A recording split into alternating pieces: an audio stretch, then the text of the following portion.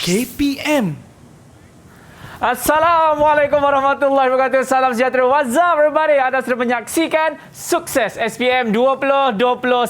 Apa khabar semua, sihat?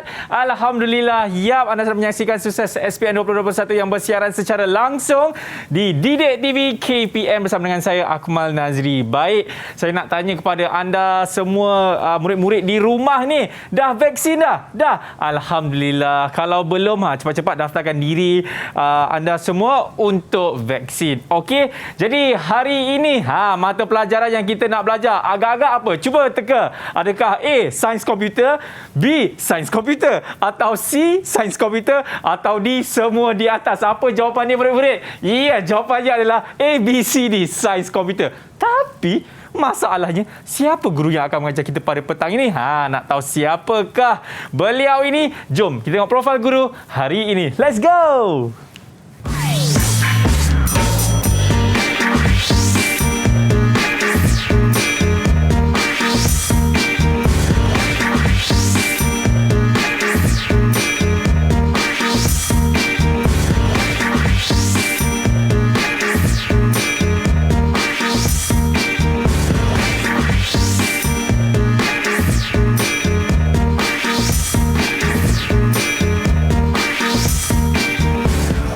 Itu dia Cikgu Faridah kita. Assalamualaikum Cikgu. Waalaikumsalam warahmatullahi. Ya, kali ketiga ada di Sukses SPM Cikgu. Ya, insyaAllah. InsyaAllah. Cikgu okey ke Cikgu? Cikgu macam garang dengan saya hari ini. Takutlah saya Cikgu. Oh, jangan garang Cikgu.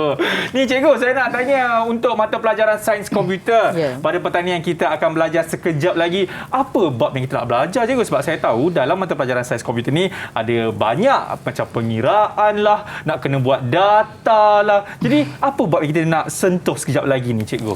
Sebenarnya bab yang kita nak sentuh kejap lagi adalah sambungan daripada siri pertama dengan siri kedua. Hari ini siri ketiga.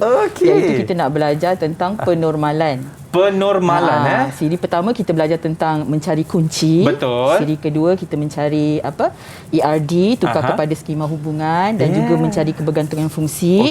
Jadi siri ketiga ni ialah kesinambungan daripada siri 1 dan siri 2. Siri 2. Jadi siapa yang mengikuti siri 1, siri 2 memang tahulah. Dan terutamanya pelajar-pelajar yang mengambil mata pelajaran sains komputer ni dah tahu sangat Cikgu. Tapi ini kita nak refresh, betul tak Cikgu? Ya, refresh sikit.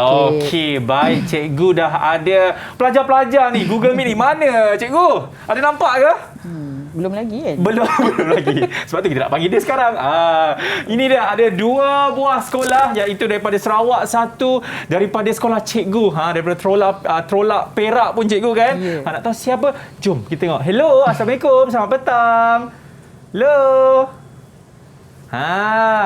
Lambai sikit. Lambai sikit kawan-kawan. Itu dia yang saya cakapkan tadi. Satunya daripada Sekolah Menengah Kebangsaan Tinggi Kuching Sarawak. Lagi satu Sekolah Menengah Kebangsaan Trolak Selatan Perak. Jadi kita nak tanya, mana satu sekolah yang daripada Kuching Sarawak tu? Cuba angkat tangan sikit.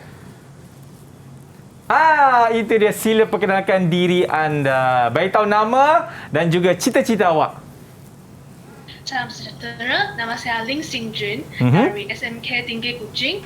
Cita-cita saya ialah menjadi seorang doktor yang boleh membantu sesiapa yang memerlukan bantuan.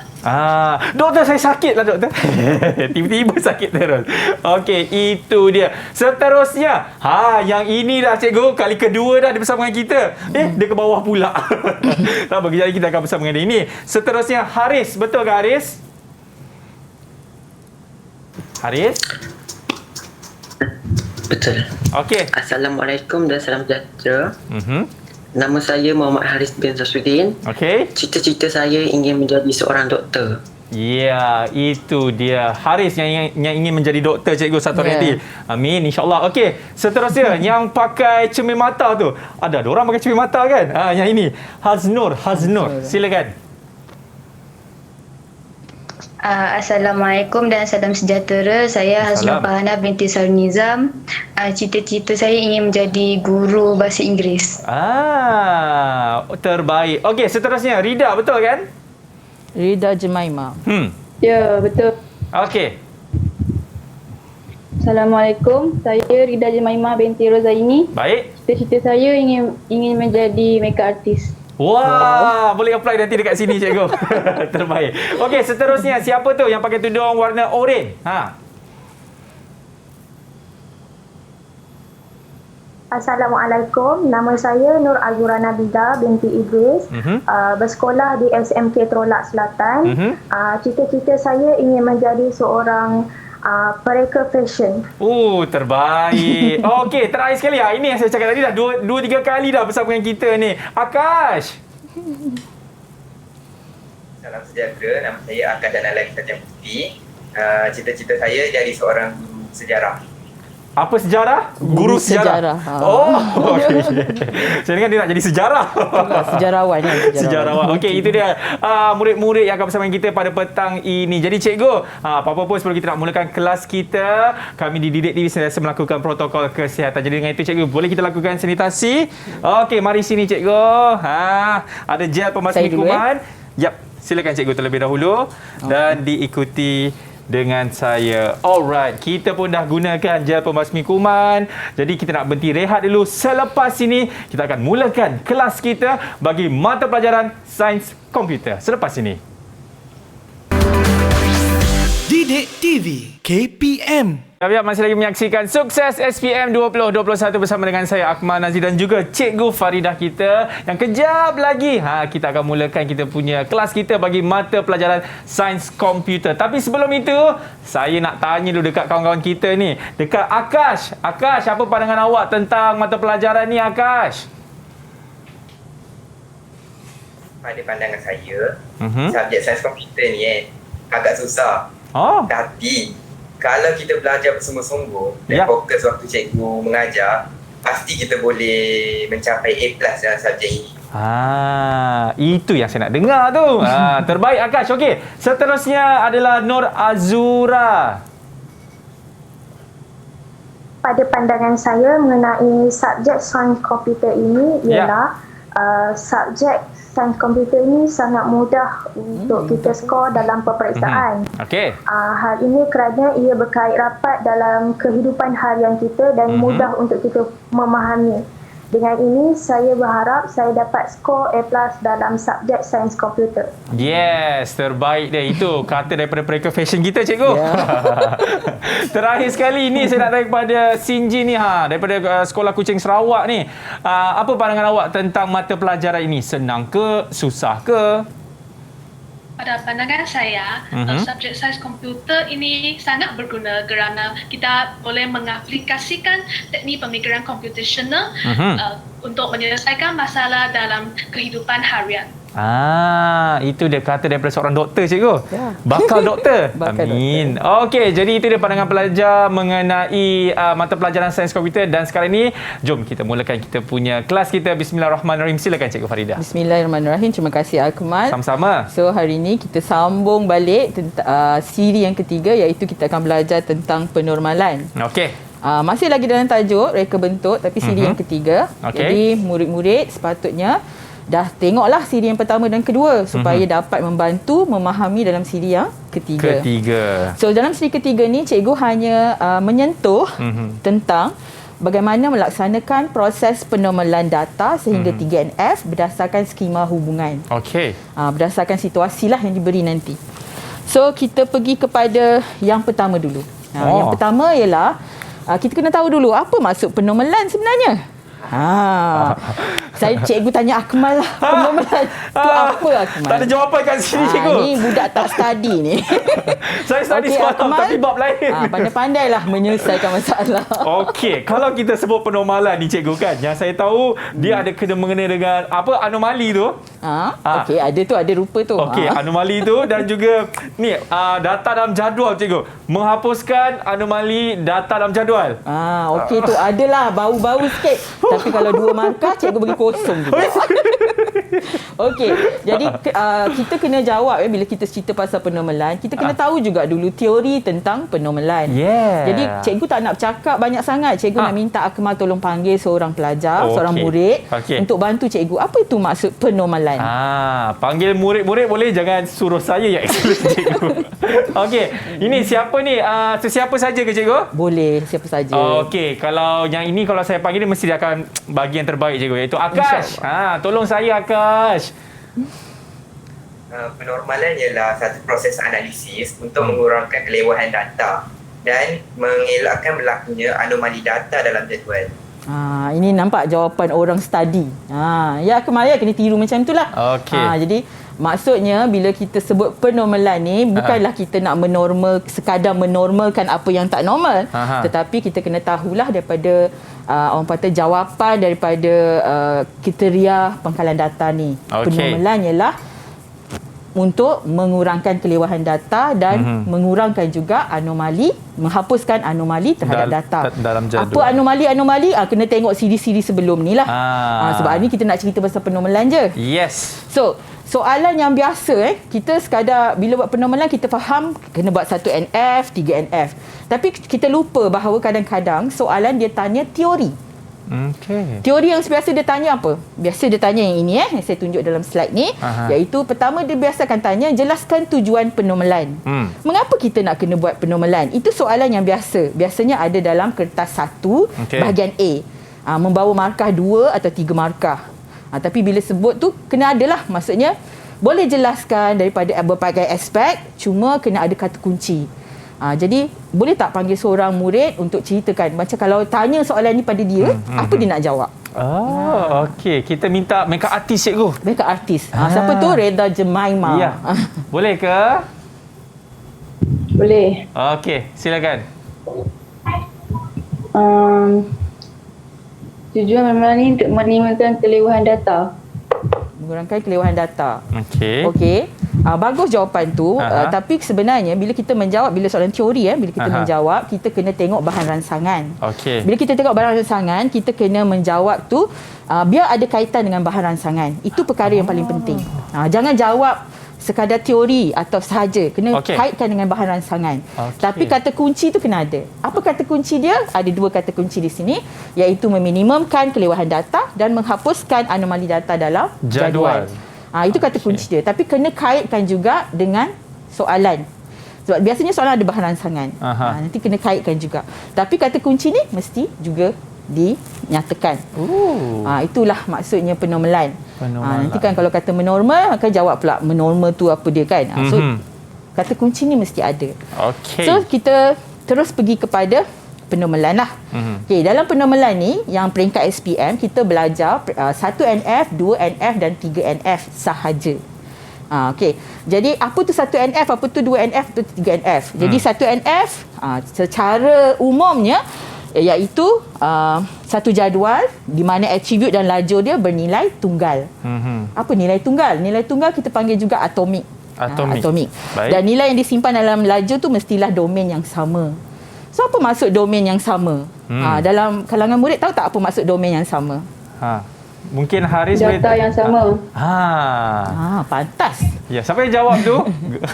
Jenis data yang sama. Kalau integer sahaja, kalau karakter, kalau varchar sahaja.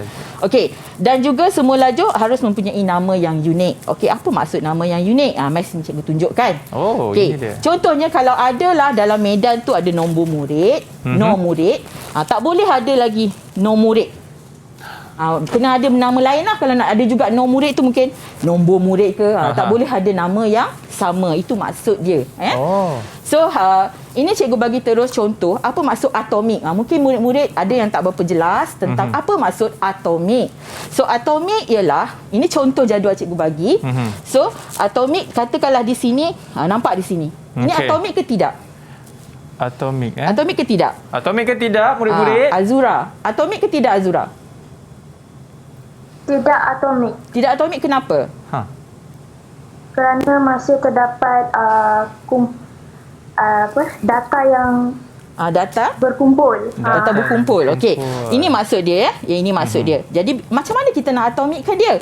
So kita atomikkan dia dalam bentuk seperti ini. Kita pecahkan dia jadi dia single value. Itu kita panggil single value ataupun atomik. Jadi setiap baris tu ada single value sahaja. Macam tadi kan kita tengok. Kan? Okey. Jadi seterusnya kita pergi soalan yang pertama lah, iaitu soalan pertama, lakukan penormalan kosong NF ke 3NF dan berikan justifikasi. So macam mana nak buat penormalan dan kemudian berikan justifikasi. Okey. Untuk soalan ini sebenarnya dia masuk dalam kertas 1 dan kertas 2. Jadi murid-murid kertas 1 pun ada, kertas 2 yang projek sekarang sedang dilaksanakan pun ada juga dalam fasa 2. Jadi kita tengok betul-betul lah hari ni macam mana nak menormalkan. So soalan cikgu yang pertama, jadual ini atomik ke tidak? Seorang murid. Tidak. Reda je jawab. Tidak. Okey, jawapannya tidak. Sebab apa tidak? Link. Sebab apa tidak link? Link. Kerana masih ada data kumpulan data yang terkumpul. Betul-betul kumpulan berulang lagi satu dipanggil kumpulan berulang. Di sini iaitu projek ID dan nama projek. Jadi bila dia dah ada dalam bentuk yang tidak atomik, kita kena atomikkan dia lah. Okey, nak atomik tu makan masa. Jadi cikgu pendekkan. Okey, dah siap atomik. Soalan cikgu yang seterusnya.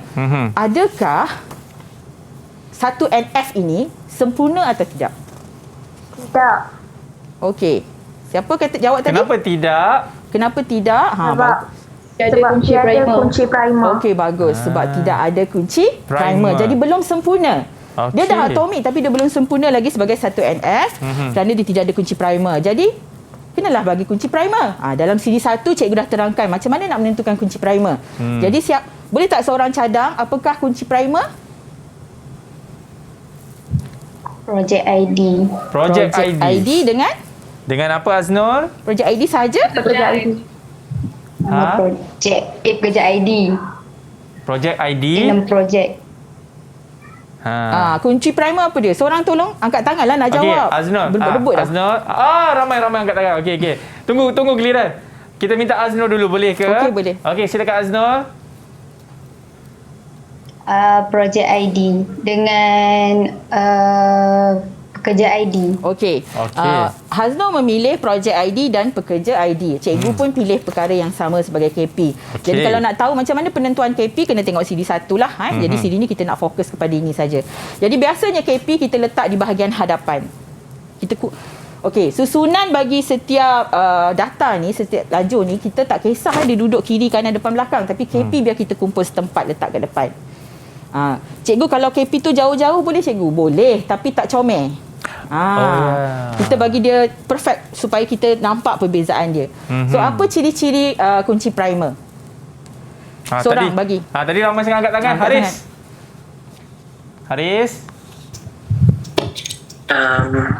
Unik, minimal, stabil dan tidak null. Okey, bagus. Unik, minimal, stabil dan tidak null. Jadi dalam kes ini dia adalah unik. Bila kita gabungkan dua ni, dia adalah unik. Jadi unik dan dia minimal lah. Kita gabungkan atribut tu yang terpendek, yang paling pendek boleh bagi. So bila kita dah selesaikan 1NF ni, so apa langkah seterusnya? Kita kena bagilah justifikasi. So dah buat, kena ada justifikasi. Maksudnya penerangan tentang jadual tadi yang kita buat. So cikgu ada warnakan di sini, warna hitam, warna purple, warna kelabu. So apa benda ni? Bila kita sebut penormalan, kita tak boleh lari daripada penerangan tentang kebergantungan fungsi. Jadi bila sebut je penormalan, bila kata jelaskan tentang jadual 1NF ni, maksudnya kita kena bercerita tentang kebergantungan fungsi. Bukan cerita tentang ini wujud ini, bukan. Kita bercerita tentang siapa bergantung pada siapa. Jadi warna hitam tu adalah sepenuh, purple ialah separa dan begitu juga warna kelabu. Jadi penerangan ini boleh juga buat dalam bentuk cikgu lukis ini, tetapi paling cantik kita buat dalam bentuk yang spesifik. Okey. Macam mana nak baca ni? Seorang tolong baca. Macam mana nak baca gambar rajah ini? Okey. Kita minta link boleh? Link Shin Jin. Boleh. Okey. Attribute project ID dan pekerja ID boleh menentukan attribute bayaran. Okey, bagus. Projek ID dan pekerja ID boleh menentukan bayaran. Jadi ini dipanggil sebagai kebergantungan fungsi sepenuh. Kenapa dia sepenuh? Kerana bayaran ini, atribut bayaran ini mesti ada kunci projek ID dan pekerja ID. Baru dia boleh ditentukan. Kalau tak ada, katalah tak ada projek ID. Dia nak bayar atas nama projek apa? Kan? Betul juga. Kalau katalah pekerja ID tak ada, dia nak bayar kat siapa? Kan? Kat Akmal. Boleh juga. Jadi okay. Sebab itulah kita panggil kebergantungan fungsi sepenuh. Sebab dia bergantung kepadanya. Baik. Okey, cikgu, kita nak berhenti rehat dulu boleh cikgu?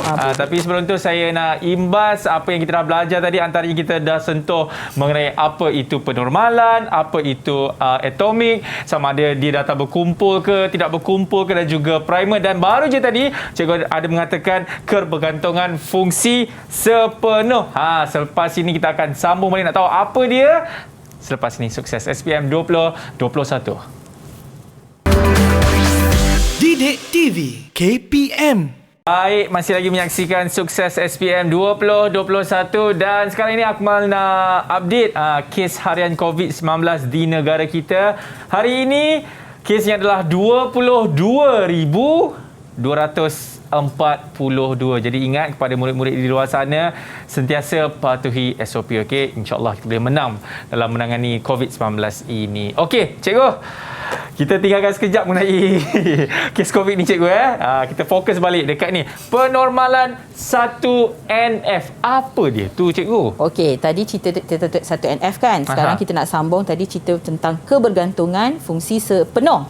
Sekarang kita sambung tentang kebergantungan fungsi separa. Okey. Justifikasi dalam 1NF mesti dijelaskan dengan sejelas-jelasnya supaya pemeriksa ataupun pentaksir dapat memahami bahawa murid-murid faham tentang apa yang dia nak buat tu. Sebab itu kena ada justifikasi. So untuk separa, gambar rajah adalah seperti ini dan penerangan dia adalah seorang tolong baca penerangan dia. Siapa? Boleh siapa? Azura. Azura.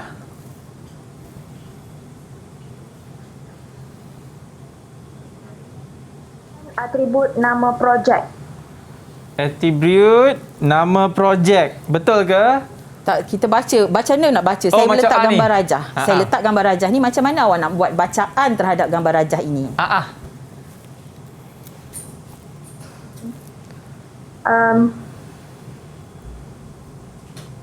Sekejap. Atribut projek ID dapat menentukan atribut nama projek. Okey, bagus. Atribut projek ID dapat menentukan nama projek. Jadi sebab apa kita panggil separa? Sebab sebahagian kunci, kan tadi ada 2 kunci kan? Betul. Sebahagian kunci sahaja boleh menentukan atribut yang lagi satu. Jadi ini kita panggil separa. So bila kes separa ni ada, bila ada saja kes separa, selain daripada kita nak buat justifikasi, kita boleh lukis ataupun kita buat penerangan dalam bentuk ayat yang macam Azura cakap tadi. Jadi yang kita ada 2 separa tadi, jadi satu lagi pekerja ID dapat menentukan nama pekerja, jabatan ID dan jabatan. Perlu tak saya nak buat gambar untuk jabatan ID dan jabatan? Boleh. Tapi memadai satu saja jika buat penerangan. Macam ni saja.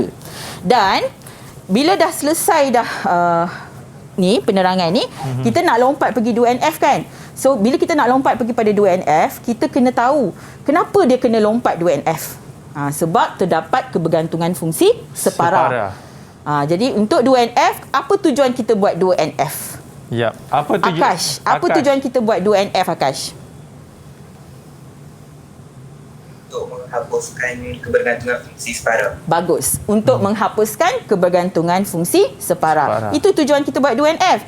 So apa langkah yang kita buat dalam 2NF? Okey, apa dia? Kita minta Akash lah boleh sambung Minta maaf, apa dia Akash? Pecahkan jadual. Pecahkan jadual. Bagus. Pecahkan jadual. So jadual ni dia mestilah menghapuskan kebergantungan fungsi separa supaya setiap jadual hanya mempunyai kebergantungan fungsi sepenuh sahaja. Jadi sebab itulah kita pecahkan jadual. So bila kita nak pecahkan jadual, berapa banyak jadual kita nak pecah? Jadi kita nak tengok di mana? Panduan apa kita kena tengok? Projek.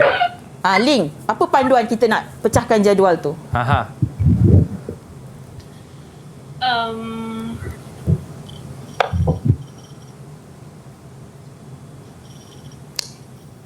Okey. Melalui ni ya, kita panduan daripada justifikasi yang kita bagikan dalam satu NF. Jadi justifikasi dia macam mana tadi? Separa dan sepenuh kan? Jadi kalau sepenuh tu biasanya satu jadual. Sepenuh satu jadual.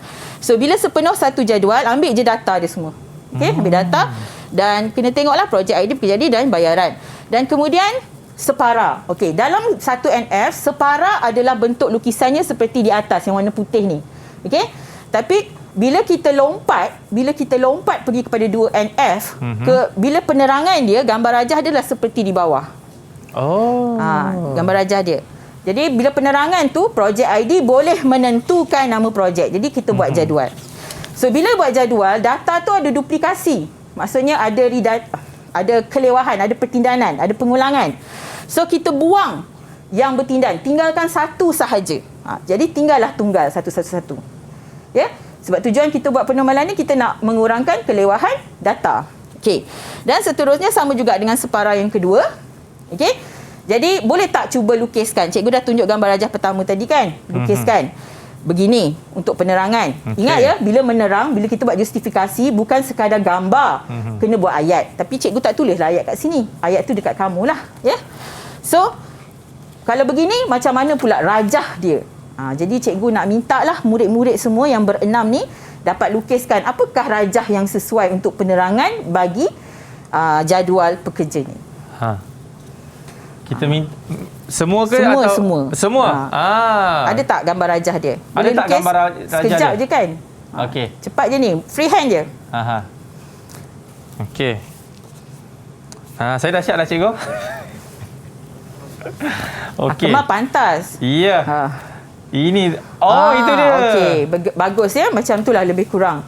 So bila ingat ya, bila kita buat penerangan tu, biarlah ceritalah bahawa pekerja ID dapat menentukan nama pekerja ataupun nama pekerja dapat ditentukan oleh pekerja ID. Pekerja ID. Dia anak panah dia terbaliklah. Anak panah ni sebenarnya menentukan macam mana ayat kita nak buat. Okey. Dan lepas kita dah buat 2NF tu, janganlah syok sendiri kan. Kita buatlah kumpul 3-3. Maksudnya inilah 2NF awak. Okey, inilah 2NF anda. Iaitu ada jadual bayaran, ada jadual projek dan pekerja. Dan jadual ini asal dia ada satu nama saja, bayaran. Tapi bila kita pecahkan jadual, dia ada nama lain. So bila nama lain ni, bagilah nama yang sesuai. Janganlah nama Cik Embon kat sini, tak sesuai lah. Ya, bagi nama sesuai. Kalau pekerja biasanya pekerja. Okey. Dan selepas dari ini kita akan buat 2NF. Bila 2NF, ini sempurna tak lagi 2NF? Sempurna ke tidak lagi 2NF? Hazno, sempurna ke tidak lagi? Haris nak jawab. Belum. Kenapa ya Haris belum sempurna? Tiada kunci asing. Okey, bagus. Tiada kunci asing.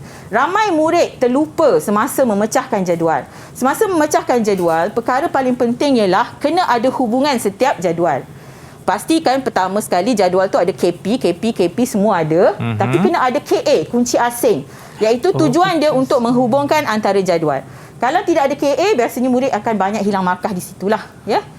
Sebabnya murid selalu shock sendiri, dia lupa. Dia excited sangat, KA dia lupa.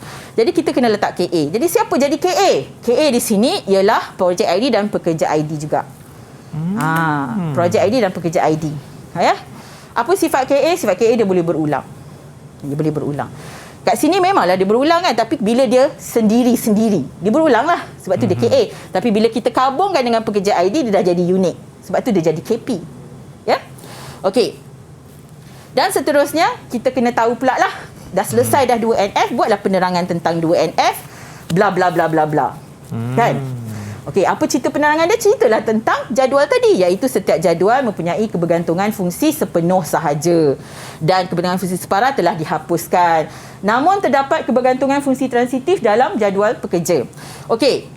Kenapa cikgu buat macam tu? Sebabnya bila dalam jadual kita nak lompat pergi 3NF, kita kena cerita dulu sebab apa kita nak melompat pergi 3NF. Sebab apa? Sebab kerana dalam jadual pekerja masih terdapat kebergantungan fungsi transitif. Okey, dalam jadual pekerja, jadual bayaran tak ada. Jadual ini tak ada. Tapi apa itu kebergantungan fungsi transitif? Boleh seorang bagikan cikgu. Apakah maksud kebergantungan fungsi transitif? Kita minta Rida boleh? Rida? Ya. Apa maksud kebergantungan fungsi transitif?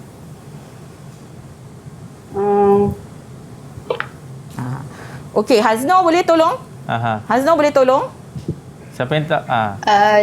Jabatan ID boleh menentukan jabatan. Okey, Hazno terus bagi jawapan. Okey, cikgu tanya dulu maksud dia kan. Okey, apa maksud kebergantungan fungsi transitif? Fungsi transitif ialah atribut bukan kunci. Kena pegang itu ya. Atribut bukan kunci. Maksudnya di sini siapa yang bukan kunci?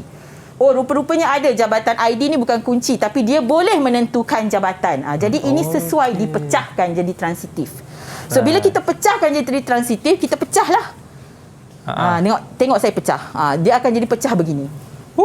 Maksudnya dia pecah dua, iaitu jabatan dan pekerja. Dan kita tinggal sisa dia sikit dekat tempat asal. Siapa sisa dia? Jabatan ID. Berfungsi sebagai kunci asing. Berfungsi sebagai kunci asing. Jadi bagi jawabatan ni tadi, kita ada 3 kali kan? Jadi buanglah satu yang bertindan. Yang sama kita buang. Kita tinggal satu sahaja. Jadi dapatlah jabatan dan pekerja. Dan bila kita jawab untuk 3NF, kita kena lukis ke semua jadual. Bukan sekadar pekerja dengan jabatan, tapi kena ambil juga jadual yang kita tak pecah tu. Kita kena tulis balik. Ingat, mesti setiap jadual mesti ada KP dan setiap jadual juga mesti ada KA, mesti ada hubungan. Ya? Dan mesti ada nama. Kadang terlupa nak letak nama pun hilang markah. Hilang juga markah cikgu Ya. Ikut dalam certain keadaan lah kan. Sebab soalan ni dia perlukan analisis kan. Jadi kadang-kadang dia ambil kira budak ni faham ke kan. Okey. So justifikasi kita bagi. Kita bacalah balik jadual yang kita buat tadi. Okey. Kemudian cikgu terus lompat kepada soalan yang kedua. Okey, sebenarnya cikgu terlupa. Soalan pertama tadi ialah berkisar dalam situasi many to many. Situasi many to many di mana seorang pekerja boleh ada banyak projek dan satu projek boleh ada banyak pekerja. Many to many. Bila many to many biasanya kita ada KP, KA. KPKA. Kena ingat yang itu panduan dia. KPKA. Kita bukan sekadar baca data tapi kita juga kena analisis hubungan kardinaliti supaya kita dapat tentukan dia ni 1NF ada tak 2NF, ada tak 3NF. Okey. Jadi kita kena fokus juga kepada situasi dia. So kita pergi kepada soalan yang kedua. Okey, hari ini 2 soalan saja. Ini 2 soalan saja iaitu lakukan penormalan 1NF sehingga 3NF. Baik. Berikan justifikasi. Okey. Situasi untuk maaf. It's okay. Situasi untuk yang kes ini iaitu seorang murid boleh menyertai satu persatuan sahaja. Jadi saya nak tanya seorang, apa yang anda faham tentang soalan ini? Kita minta Haris sebab nama dia dah ada dalam jadual tu. Jadi minta Haris, bolehkah Haris? Satu persatuan boleh disertai oleh ramai murid. Satu persatuan boleh disertai ramai murid, cikgu. Okey. Jadi maksudnya Haris faham macam tu kan? Iaitu jika seorang murid boleh sertai boleh satu persatuan sahaja. Okey. Sudah tentulah satu persatuan mesti ada ramai murid kan? Ada satu persatuan satu murid je? Jarang kan? Terus tutup persatuan tu. Ya cikgu. Jadi bila keadaan ini dalam bentuk kardinaliti, dia kardinaliti yang macam mana? Apa dia punya ciri kardinaliti dia? Siapa dapat ni menjawab soalan ni? Apa dia? Boleh angkat tangan. Mungkin boleh angkat tangan murid-murid. Tu Akash. Akash, silakan. Kardinaliti dia one to many. Bagus. One to many. Bagus. Kardinaliti dia ialah one to many. Bila sebut one to many, maksudnya dalam jadual ini dia ada satu kunci sahaja. Satu kunci saja Ya. Okey. Satu kunci sahaja. Jadi nak tentu kunci nanti lepas ni. Okey, kalau nak tahu kita rehat dulu boleh cikgu Baik, tadi cikgu dah sentuh dah mengenai, ingat kalau nak buat macam 3NF tu ada, jangan lupa kita letak KA cikgu kan. Dan tadi apa tu one to many, many to many. Jadi selepas ini kita nak selesaikan soalan yang ini, betul cikgu? Betul. Ya, semuanya selepas ini dalam Sukses SPM 2021. Didik TV KPM. Masih lagi menyaksikan Sukses SPM 2021. Jadi jom kita nak tengok ni soalan ni cikgu Tadi kita dah tahu dah Akash ada cakap one to many. Betul cikgu? Betul. Apa maksud di sebalik tu dan tengok tiba-tiba atomic? Cikgu. Okey. Akmal, kita sambung balik Tadi kita dah cerita kita dah masuk soalan yang kedua. Masih kena lakukan penormalan tapi dalam situasi one to many. Bila situasi one to many, biasanya ada satu kunci sahaja. Satu kunci. Walau bagaimanapun murid-murid kena analisis data juga. Ya. Jadi nak buat satu NF ni kena analisis data. Jadi sebelum kita analisis data, perkara pertama kita kena tahu jadual ini atomik ke tidak. Yang mula-mula tadi cikgu nak tanya kat Akmal lah terus. Atomik ke tak Akmal? Yang ini cikgu. Atomik ke tak? Tidak cikgu. Tidak? Okey, kosong markah. Jadual ini adalah atomik. Ini atomik sebabnya semua laju single. Cikgu memang zalim sikit hari ni. Bukan cikgu. Jarang saya pergi tekaan ni. Tak betul cikgu, selalu betul. Okey. So selepas itu perkara kedua, masa kita nak buat satu NF, kita kena tanya pula ada tak kunci primer dalam jadual. Jadi seorang Link, ada tak kunci primer dalam jadual? Kosong markah. Terus. Zalim kan? Ada. Ada ke tak ada? Ada. Apa kunci primernya? Nombor KP murid. Nombor KP murid. Kenapa Link pilih nombor KP murid? Kerana ia unik dan tidak berulang. Okey, bagus. Unik dan tidak berulang. Dia sebenarnya soalan tu kena jawab dengan justifikasi. Barulah nanti ada soalan pendek-pendek yang keluar tu kita tak panik sangat nak jawab kan. Cuba belajar jawab dengan ada justifikasi. Saya pilih ini kerana supaya nanti kita memudahkan kita jawab soalan. So, Link memilih nombor KP murid kerana dia unik dan tidak berulang. Jadi, cikgu kenapa dalam kes ini tidak gabung dengan mana-mana atribut lain sebagai kunci primer? Sebab nombor murid ni saja, satu ni saja sudah dapat membezakan setiap baris rekod. Jadi kenapa mesti kita pilih yang lain, tambahan lain? Kenapa nak buat dua kali kerja? Kadang-kadang ada satu saja kan yang sesuai. Jadi ini dah memadai. Dan biasanya situasi one to many akan jadi begini. One to many. Kena baca juga situasi kena analisis juga data. Jadi bila dalam one to many, ini sudah satu NF. So apa dia seterusnya? Seterusnya ialah kita nak pastikan adakah jadual ini perlu atau tidak kita buat 2 NF. Saya nak tanya kepada Akash, perlu tak saya nak buat 2 NF untuk jadual ini? Tidak perlu. Kenapa tidak perlu? Kerana tiada kebergantungan fungsi separa. Bagus. 10 markah. Ya. Kalau ada 10, biasanya 1 markah je Okey. Jadi bila tiada kebergantungan fungsi separa, kita tak perlu buat 2 NF. Kebanyakan murid salah faham sebab contoh dalam buku teks banyak sangat keluar many to many. Jadi bila ada many to many biasanya ada 2 NF, tapi situasi one to many tiada 2 NF. Tiada 2 NF. Jadi bila tiada 2 NF, maksudnya bukan tiada. Kita kena bagi justifikasi macam ni lah lebih kurang ayat dia. Oleh kerana tiada kebergantungan fungsi separa, maka 2 NF adalah 1 NF. Maksud dia 2 NF ni kita salin balik jadual 1 NF. Inilah juga 2 NF. Dia tiada lah kan. Maksudnya dia kita salin balik. Inilah 2 NF juga. Sebab dia tiada kebergantungan fungsi separa. Sepatutnya tak payah salin pun tak ada masalah ya. Sebabnya 1 NF tu boleh lompat terus jadi 3 NF. Jadi tapi kalau awak nak jawab juga 2 NF, boleh jawab seperti ini. 2 NF adalah sama seperti 1 NF. Okey. Itu jawapan yang paling sesuai lah. So, selepas daripada 2 NF, mesti nak lompat 3 NF kan? So, apakah ciri-ciri untuk nak tentukan 3 NF? Haris, macam mana kita nak tentukan dia ada 3 NF ke tidak? Sebab ada kebergantungan fungsi transitif. Sebab ada kebergantungan fungsi transitif. Di mana transitifnya? Hazno, di mana transitifnya Hazno? Cikgu tanya Hazno pula. Hazno, di mana transitifnya? ID kelas boleh menentukan nama kelas.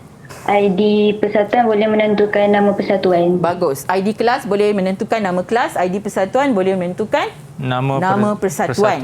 Ingat ya, apakah ciri-ciri kebergantungan fungsi transitif? Ialah atribut bukan kunci. Ini bukan kunci ya. Bukan kunci. Dapat menentukan atribut yang lain. So, bila kita dah maka 3NF perlu dilakukan bagi menghapuskan kebergantungan fungsi transitif. Okey, kita pun hapuskan. So, macam mana kita nak hapuskan? Kita kena pecahkan jadual ini. So, jadual ni nak pecah lagu mana? Jadual dia akan pecah macam ni. Nombor KP dapat menentukan nama murid. Nombor KP dapat menentukan nama murid kan? Ini satu jadual. Okey, satu jadual ialah yang kita cakap tadi, kelas. Okey, semasa kita buat pecah jadual ini, kita kena faham ya, bahawa data yang berulang kena padam. Maksudnya kalau dah ada tak payah buat dah, tinggal je yang tak ada. Tinggal je yang tak ada. So begitu juga dengan yang ini, sama juga. Ini dah ada, ini pun dah ada. Jadi yang dah ada tak payah buat. Jadi kita akan dapat hasil seperti ini. 3NF. Maksudnya daripada 1NF boleh lompat terus pergi 3NF jadi macam ni. Okey. Jadi dapatlah murid, kelas dengan persatuan. Nampak kelas tinggal 2 saja. Dia tak ada duplikasi ya. Dan kena ingat, dia mesti masih lagi ada KA, kunci asing. Ni kunci asing. Kalau tak ada, dia tak sempurnalah. Sebabnya setiap jadual mesti ada hubungan dengan jadual yang satu lagi. Ya. Jadi ada 2 sini KA, iaitu ID persatuan, bertindak sebagai KA di jadual murid, tapi sebagai KP di jadual kelas. ID persatuan, KA di jadual murid dan KP di jadual persatuan. So, selepas itu, apa seterusnya? Bagikan justifikasi. So, justifikasi kita boleh bagikan, kena cerita baliklah tentang atribut yang awak buat tadi. Pecah jadual jadi apa, siapa pegang siapa jadi KP, siapa jadi KA, kan? Jadi, semuanya kena buat macam tu. So, dan setiap jadual, okey, ini ayat yang penting kebergantungan fungsi transitif telah dihapuskan. Kena ingat, semasa buat justifikasi tidak memadai sekadar cerita tentang telah dihapuskan, kan? Kena cerita juga tentang jadual-jadual tersebut. Apa jadual tu buat? Siapa tentukan siapa? Siapa jadi KP? Siapa jadi KA? Kena ceritakan. Barulah kita panggil justifikasi tu mengikut bahan rangsangan atau mengikut jadual yang kita jelaskan. So, secara rumusan beginilah ya. Jika ada satu kunci 0NF, 1NF boleh lompat jadi 3NF. Bentuk 2NF sama dengan 1NF kerana tiada kebergantungan fungsi separa. Dan jika lebih dari satu kunci, ini case many to many kalau many to many 2NF, ada 2NF. Dan 3NF hanya ramai yang murid yang terlupa yang rasa macam wajib kena ada 3NF. Tidak 3NF ni tidak wajib. Bila tiada kebergantungan fungsi separa transitif, tak adalah 3NF. Sebab itulah soalan ini aras tinggi. Soalan ini perlukan penguasaan menganalisis data. Jadi pelajar kena betul-betul analisis data dan kena praktis. Benda ni kena praktis macam maths lah juga kan? Practice makes perfect Itu dia. Terima kasih cikgu. Kita juga ingin ucapkan terima kasih banyak kepada ni sekolah kita kan. Ada 2 buah sekolah. Daripada Sekolah Menengah Kebangsaan Trolak Selatan Perak dan juga Sekolah Menengah Kebangsaan Tinggi Kuching Sarawak. Jadi kepada murid-murid di luar sana yang mengambil mata pelajaran ini juga, saya ucapkan all the best. Okey, cikgu, sekali lagi terima kasih. Kita akan jumpa dengan Leteng selepas ini bagi mata pelajaran kesusastraan Cina. Saya Akmal Azri, kita jumpa lagi. Assalamualaikum. Ingat, stay safe.